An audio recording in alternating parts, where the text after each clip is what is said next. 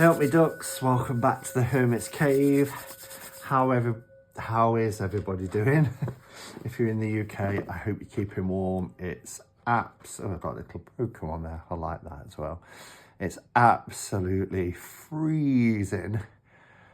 It's been sub-zero all day. It was -5 when I walked just up, a short distance walk up to work this morning, and it's now -3. So absolutely freezing cold, but I'm here, the heating is on, and I'm gonna light quite a lot of candles in here and plug in my electric blanket, and I'm good to go. But I wanted to pop on because Cheryl from Oneness Emporium, let me move that out of the way, has sent a box today. I have opened it because there's 2 decks in here. They're both tarot decks.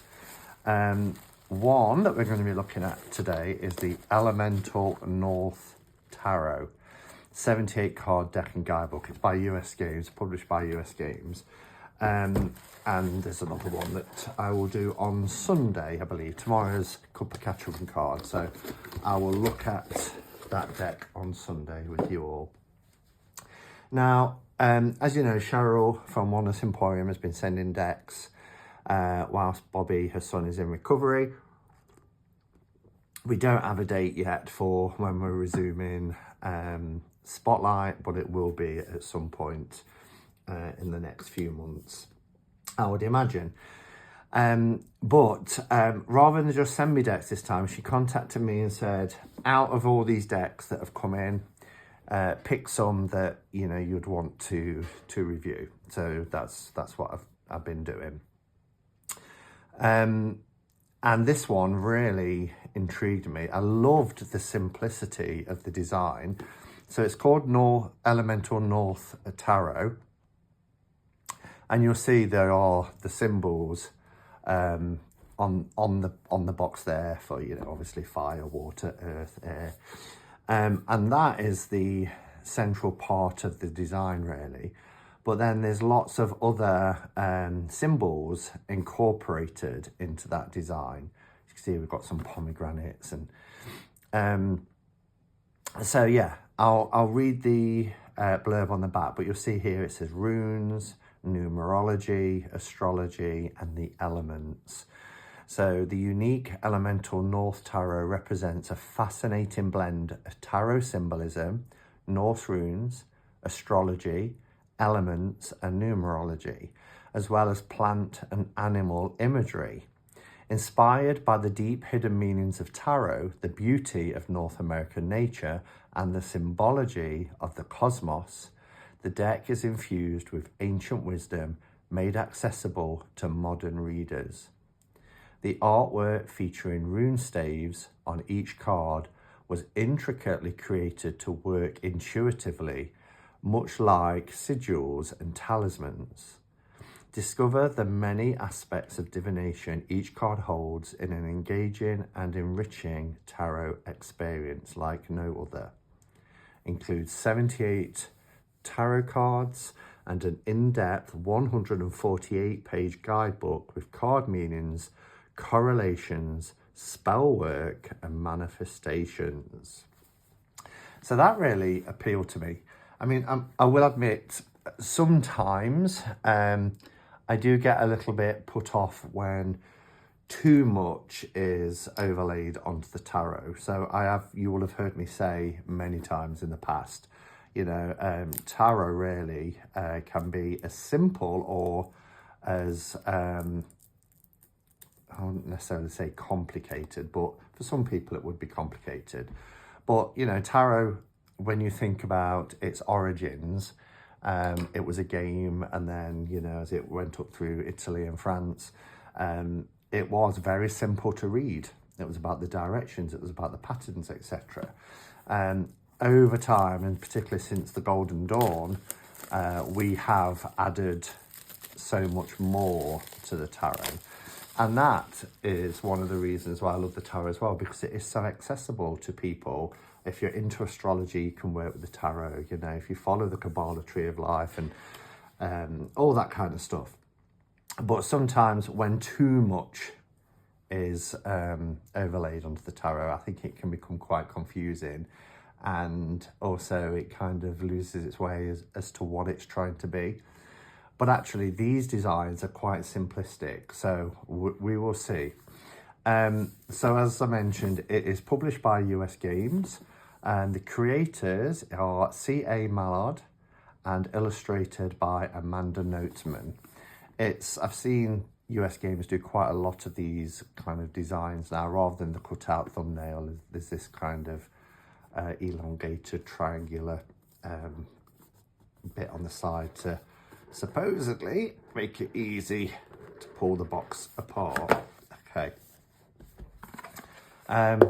Quite sturdy-ish. It is quite squishy, but sturdy-ish packaging with the box. This is the 148, just put that to one side a minute, 148 page guidebook, Elemental North Tarot. It's got a nice feel. It's nice size as well. I think this is about my ideal size for guidebooks. I struggle when they're too small because then the font goes really, really small. And you know the big kits that like you get from Llewellyn, although they're nice, I think I like something quite compact like this. It looks like it's colour coded. Yeah, so cups is blue, wands is red, swords is like a silver colour, and pentacles are green. So that's quite standard when we see colour associations with the suits. Lots of information here. So we're starting with our Fool, 0 Fool, and we get about what the Fool represents. We get the rune associations. Wow, so there's 1, 2, 3, 4, 5 runes. Is that the same with each card? Yeah, the rune associations. The astrological connections. So here we've got the Sun and Mars. Yeah, we're going to get the Sun, aren't we, with the Fool? The numerology is 0. So hopefully they're just sticking with the number. Yeah, they are. And the element is air, which is something I do associate with the Fool card anyway. And again, these are broken down into colour codes. So I like that. It's nice information. The pages feel nice and a little bit glossy, but, well, silky, not glossy. We've got all the cards laid out here for the major arcana. So let's have a look at the content. So we get an introduction, and then we're straight into major. Minor, we are using Pentacles, Swords, Wands and Cups, card spread, and then additional correlations. So let's jump ahead to 119 because it's got planets, numerology, astrology. So we'll go to 119. Wow, just right near the back. Oh, there we are. Page 119, additional correlations. So yeah, so it's kind of like a glossary really. So you can read a little bit more rather than just the association with the card. It tells you what these represent. So the Sun represents the ego, for example. And then the numerological associations, which gives you here, oh, it's like working out your life path cards and things like that. And then each number, there's a description for each number as well, right up to 9. I wonder if it's how I think. 4 is about foundation, structures and security. It's that stability, isn't it? 5, readiness to leave the structure of 4 and enjoy some freedom. Resourceful. You see, for me, 5 is a disruptive. 2 is duality, balance, yes. Okay, yeah. Oh, it goes up to 11 actually. And then astrology, so all of your star signs, Libra, yeah. and then the runes. So this is great. You know, if you've got a set of runes as well, you can just use this book as well. And then the ancient elements, earth, air. So it gives you a good write-up as well about all of the associations that are linked with the images, as well as getting them. You get less luck for the minors. You just get runes and elements. Whereas for the mages, you get runes, astrological connection, numerology, and element, where it's just runes and element for the minors. That's a shame, isn't it? But anyway, that's the book. So let's have a look at the cards.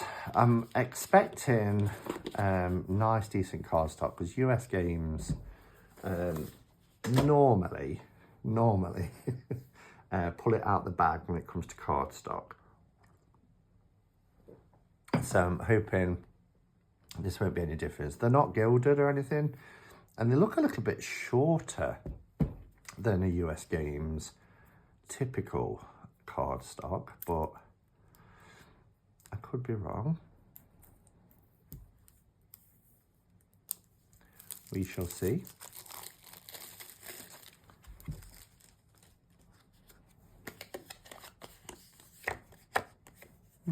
Okay. Let's have a look.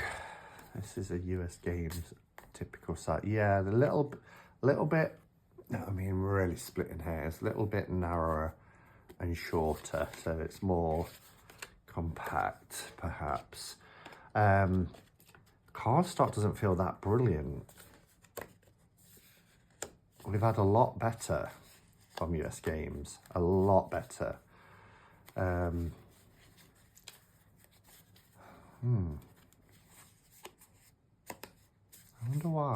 wonder why. I mean, if you think about something like, I don't know, the Centennial deck, how lovely that cardstock is. This isn't that same quality, really.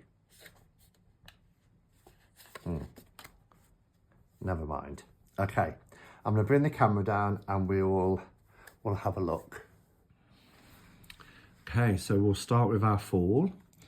So even though it's quite stripped back, you know, there's a lot of white space, and it's more, this deck is certainly heavy on symbolism and for you to sit with and kind of decipher the symbols or get intuitive hits off the symbols. There is elements here of the fall that we're used to seeing. So we do have the cliffs here, you see in brown. So we've got the cliff edge, you can see mountains. We've got the white rose at the fall, usually would usually be holding. We've got a serpent, which is interesting. And then we get a bird, which, you know, symbolises air. This is, as you can see, we've got the triangle with the line through the top, which is the air symbol. And then you'll see other symbols here, like our rune associations, etc. Sun symbol there. Here's our magician. I really like this. I really like this. This is, again, it's something different. And that's what I'm about in terms of bringing decks into my collection. So we've got the cup, the sword, we've got a candle representing the element of fire. We've got the pentacle there. So, you know, it's all there for our magician card.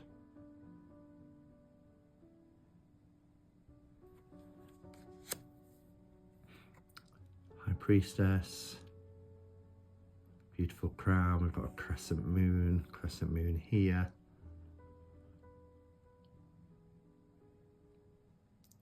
Colours are nice as well. They really stand out against the it's not a white background. I don't know if you can see, it's like a grey, and it's got texture to it.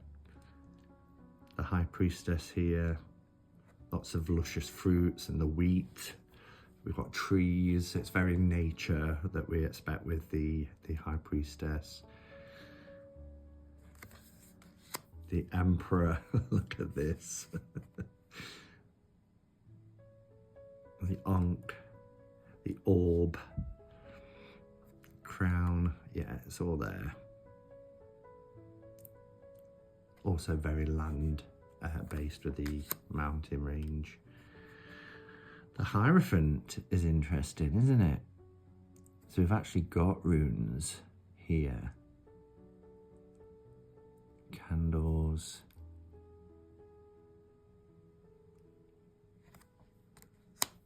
The Lovers is depicted with two birds in a nest.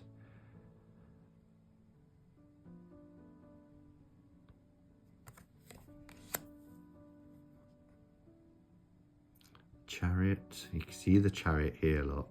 Looks like two cats, a black and a white cat rather than Sphinx.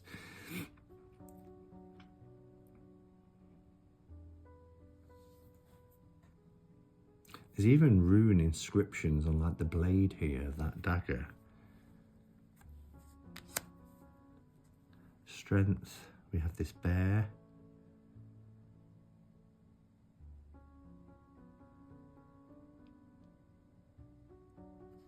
This is so cool. I mean, the cardstock, at first I was a bit disappointed, but it is springy. It's probably, it's certainly not thin like the Welling. It's perhaps a little bit harsh. It's got that waxy feel that you get with US games, where you feel like that, you feel like you've got wax or something on your fingers. It's not bad. I've certainly known a lot worse. I've got the Hierophant's lantern here, and there's like a cave. Hermit's cave is here, look, in these rocks. Love that.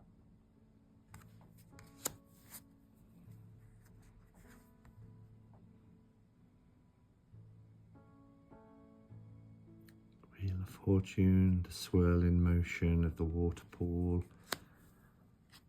Justice. We see this dagger a lot. It features a lot in these cards. The scales, and it's balancing the scales here. The Hanged One. See a butterfly. Right, so this might be an opportune moment to have a look at what the book says. What does the book say? Found it. Gosh, there's lots here. The Hanged One represents the change of perspective. We need to be open to new information to have a proper understanding of the world around us. The butterfly is no longer a caterpillar, and it will never be a caterpillar again. That's the beautiful nature of growth. While in its chrysalis, a major transformation happens. When the butterfly emerges, it can fly, and its entire view of the world has changed. Such a cool point. Another concept connected to the Hanged One is time. Within the chrysalis, the caterpillar is in stasis and solitude, digesting new information and reprogramming itself for what is to come. This is where the transformation happens and where we truly connect to the meaning of the card. There is also a learning curve. The butterfly still needs to dry out its wings. This time is often spent still suspended at the chrysalis or somewhere safe where the butterfly can suspend itself and start to stretch its wings. Their wings need to dry out before they are able to fly and do butterfly things. So that's cool. Because I was like, I'm not really sure why this is the Hanged One, but that's written beautifully. And there's like 2.5 pages on the Hanged One, so that's really cool.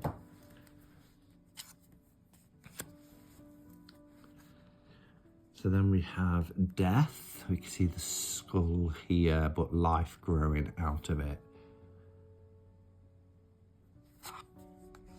Temperance, the 2 cups, the water.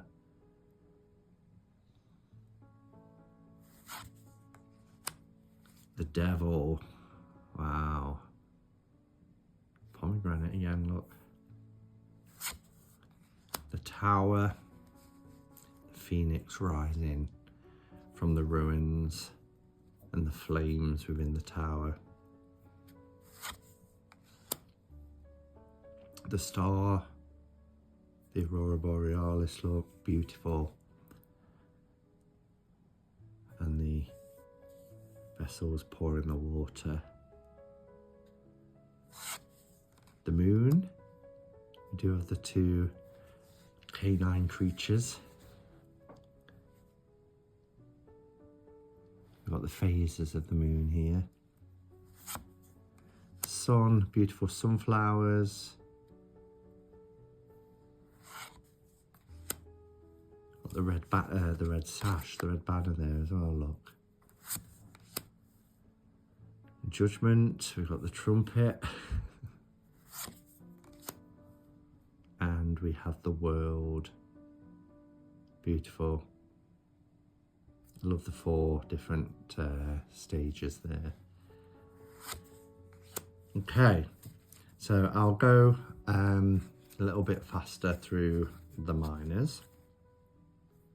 So with our pentacles, it feels strange starting with a pentacle suit.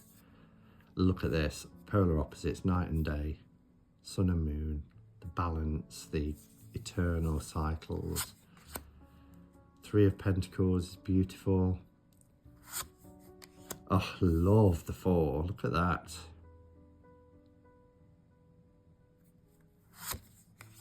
The 5.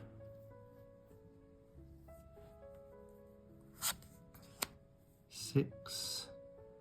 It's very earthy, as you'd imagine. It's an elemental tarot. Pentacles. The Pentacles, what am I talking about? 7 of Pentacles. Tell it's a Friday, first week back at work, very long week. Ready for my bed. 8. The 9 lot.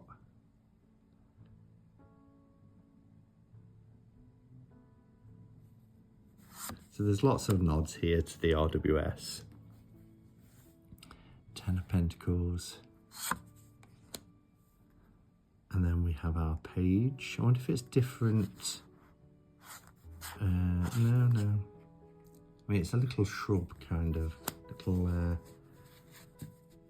sapling. The Knight. Look at that for a queen. Oh, and the king. Oh, I'm loving the courts. We have our sword suit, so we've got axe, feathers to represent the air element. The 2, we've got the crescent moon, the water in the background. Again, there's a feather to represent the air. That seems to be a theme. 4 swords.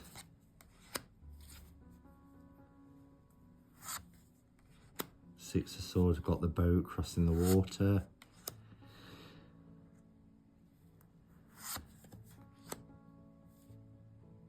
Wow, she's blindfolded. I said that automatically because of my association with the RWS.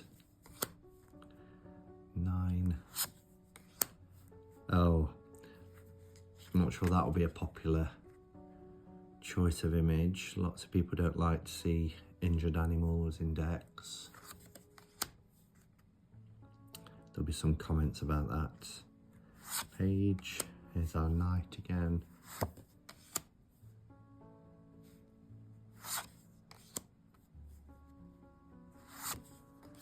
And then we're on to our wands.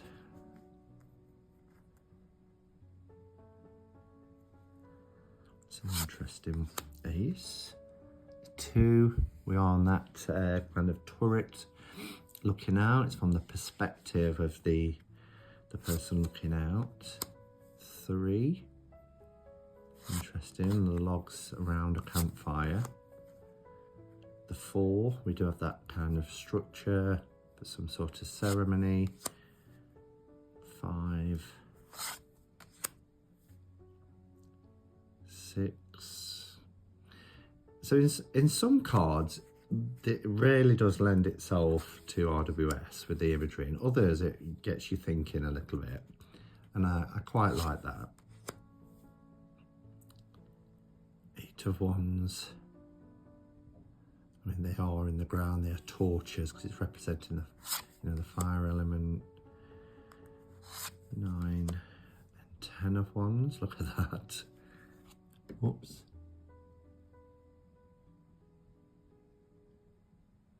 Wow. Yeah, so it's gonna require some work. Here's our page, little fox, look. How adorable is he? The Knight, Queen, and our King. And then our final suit is our cups. So we have our Ace of Cups, the overflowing cup. The 2, oh look at the little fish. 3.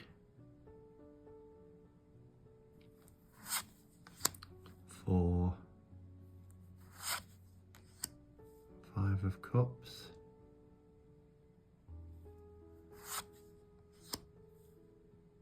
6.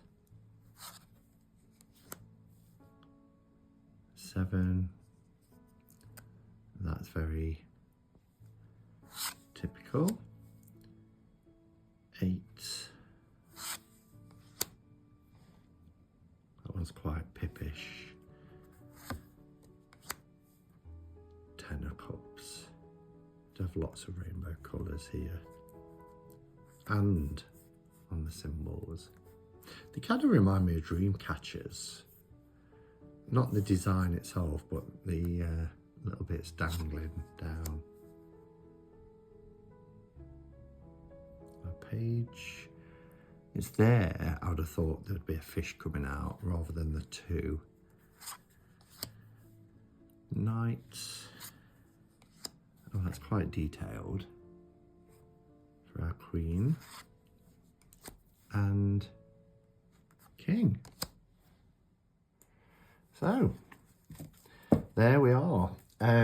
Elemental North Tarot. Overall impressions. I think the artwork is really beautiful.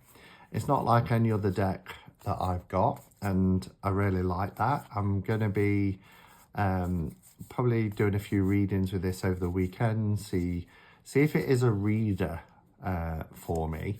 I hesitate when I say that because I think I can read any tarot deck. By that I mean that I got the underpinning knowledge of what each card means. So if I pull a 2 of Swords, I know how to read a 2 of Swords.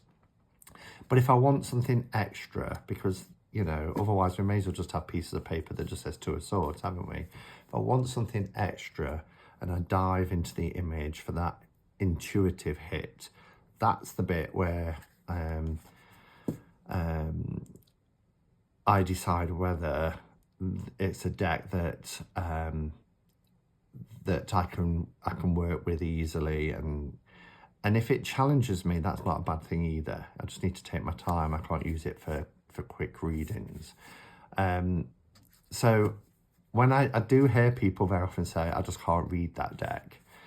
And it's not that we can't read it, it's just that it's perhaps not giving us the intuitive hits on top of what we already know, our knowledge around the tarot and what each card represents. Does that make sense? I hope it makes sense. I never showed the backs or talked about the backs in any detail, but they're quite beautiful. I like the kind of two-tone blue. I like the design on them. Yeah, it's nice. It is a nice size, you know, it's not a mini deck by any means, but it's not a full size tarot either. It's quite nice and compact. But yeah, let me know your thoughts. I don't think it's been out that long, but have you seen the deck? Have you got the deck? Is it one that you want to add to your collection? I'd be interested in hearing your thoughts on it. I will be back tomorrow, 7 p.m. for a cup of catch-up in cards. So hopefully you'll be able to join me there live. And until next time, go in peace. Namaste and blessed be. Just quickly, I forgot to add, if you want to get this deck, the link to Oneness Emporium is in the description. And don't forget to use the code HERMITS10 for 10% off this deck if it's something that you want to get. So yeah, link in the description to Oneness Emporium. Thanks everyone. Bye.